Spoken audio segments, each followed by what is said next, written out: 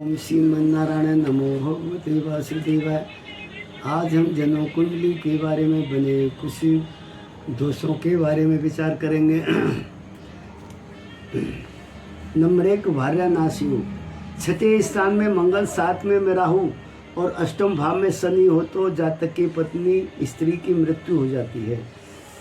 पत्नी हत्या हंता योग।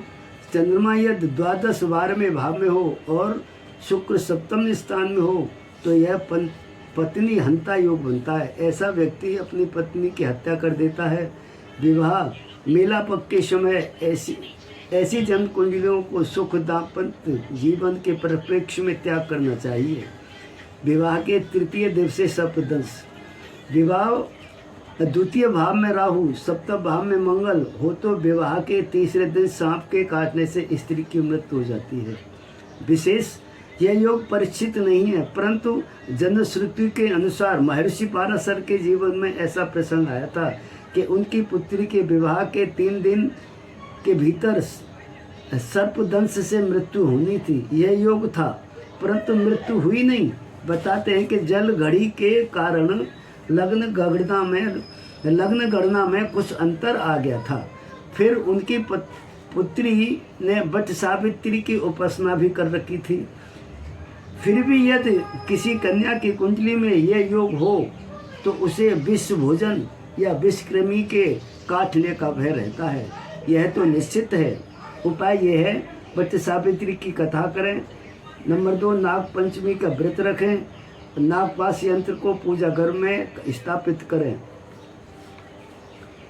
आत्महत्या योग। यदि पाप ग्रहों के अंतराल में शुक्र अष्टम या चतुर्थ भाव में हो तो यह योग बनता है। ऐसे जातक की स्त्री आत्महत्या करती है तथा बहुत संभव है कि फांसी लगाकर मृत्यु को प्राप्त हो। सावधानी, विवाह मेला पक्ष के समय ऐसी कुंडली पर विशेष विचार करना चाहिए। यदि यह योग किसी भी पत्नी की कुंडली में है तो विद्वान कर्मकांडी पंडित जी से संपर्क करके उपाय कर लेना चाहिए। अग्निदाह योग। यह शुक्र पाप ग्रहों से युक्त होकर शुभ ग्रहों से न देखा जाता हो तो यह योग बनता है। ऐसे जातक की पत्नी आत्महत्या करती है।